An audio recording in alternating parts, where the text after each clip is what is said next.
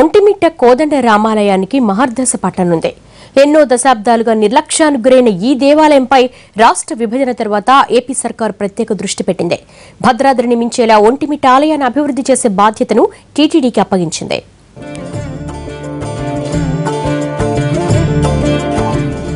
ఉమ్మడి ఆంధ్రప్రదేశ్లో గత ప్రభుత్వాలు ప్రతి ఏటా భద్రాచలం పుణ్యక్షేత్రంలో రాములవారి కళ్యాణం అధికారికంగా నిర్వహించేవారు. ఏకంగా రాష్ట్ర ముఖ్యమంత్రి స్వామివారికి పట్టువస్త్రాలు సమర్పించేవారు. రాష్ట్ర విభజన తరువాత భద్రాచలం పుణ్యక్షేత్రం తెలంగాణకు వెళ్లడంతో రాములవారి కళ్యాణం ఎక్కడ నిర్వహించారనే సందిగ్ధంలో పడింది ఏపీ సర్కార్. చివరకు ఒంటిమిట్ట కోదండరామాలయ విశిష్టతను గుర్తించి గత శ్రీరామనవమికి దేవాలయంలో వేడుకలను అట్టహాసంగా నిర్వహించింది. ఈ వేడుకలకు ముఖ్యమంత్రి చంద్రబాబు హాజరై రాములవారికి పట్టువస్త్రాలు సమర్పించారు. ఈ ఏడాది అధికారికంగా బ్రహ్మోత్సవాలను కూడా నిర్వహించారు. ఈ శ్రీ కోదండరామస్వామి దేవస్థానము ఎంతో మహిమాన్వితమైనది. ఇది ఒక జ్ఞాన క్షేత్రంగా బాసిల్లుతున్నది. ఇది ప్రపంచానికే తలమానికంగా కావాలని మా ఆకాంక్ష. దానిలో భాగంగా రేపు ఇది తిరుమతి దేవస్థానం వారు రేపు 6:55 తీసుకోవడం జరుగుతున్నది. ఎంతో అపురూపమైన శిల్పకళ కలిగిన ఈ ఆలయాన్ని గుర్తించిన సర్కార్ తాత్కాలికంగా కాకుండా శాశ్వత ప్రాతిపదికన అభివృద్ధి చేయాలని నిర్ణయించింది.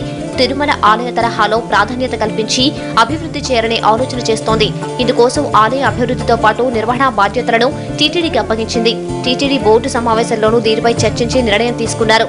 దీంతో రేపు ఉదయం టీటీడీ వేద పండితులు, అధికారులు, పాలక మండలి సభ్యుల ప్రత్యేక బృందం ఒంటిమిట్ట కోదండరామస్వామి ఆలయాన్ని అధికారికంగా శాస్త్రోక్తంగా స్వాధీనం చేసుకుంటోంది. టీటీడీ పరిధిలోకి రేపు పూర్తిగా టీటీడీ పరిధిలోకి స్వాధీనం చేసుకుంటున్నారు.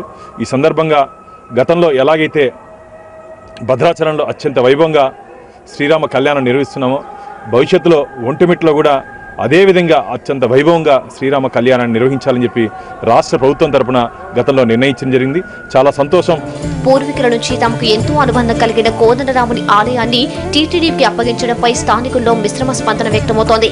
అభివృద్ధి జరుగుతుందన్న ఆశ ఓవైపు ఉంటే మరోవైపు స్థానికులను నిర్లక్ష్యం చేస్తున్నారేమోనన్న అనుమానాలు వ్యక్తమవుతున్నాయి. కడప జిల్లాలోని దేవుని కడప, గండి క్షేత్రం ఆలయాలు టీటీడీలోకి విలీనం చేసిన తర్వాత పూర్వ వైభవాన్ని కోల్పోయాయని, అదే తరహాలో ఒంటిమిట్ట ఆలయం కూడా మారిపోతుందేమోనని స్థానికులు ఆందోళన చెందుతున్నారు. అంటే ఆంజనేయుల వారు కూడా పరిచయం కాక మునిపే ఇక్కడ జాంబవంత ప్రతిష్ఠ జరిగింది కనుక ఇది చాలా పురాతనమైన గుడి ఎప్పుడు కూడా ఇక్కడ ప్రత్యేకత ఏంటంటే చాలా చల్లగా ఉంటుంది. ఇక్కడ దర్శించవలసిన ప్రత్యేక ప్రాంతం ఇది. గతంలో బాధ్యత తీసుకున్న ఆలయాల మాదిరిగా కాకుండా ఒంటిమిట్ట దేవాలయ విషయంలో ప్రభుత్వం ప్రత్యేక దృష్టి పెట్టి అభివృద్ధి చేయాలని స్థానికులు కోరుతున్నారు.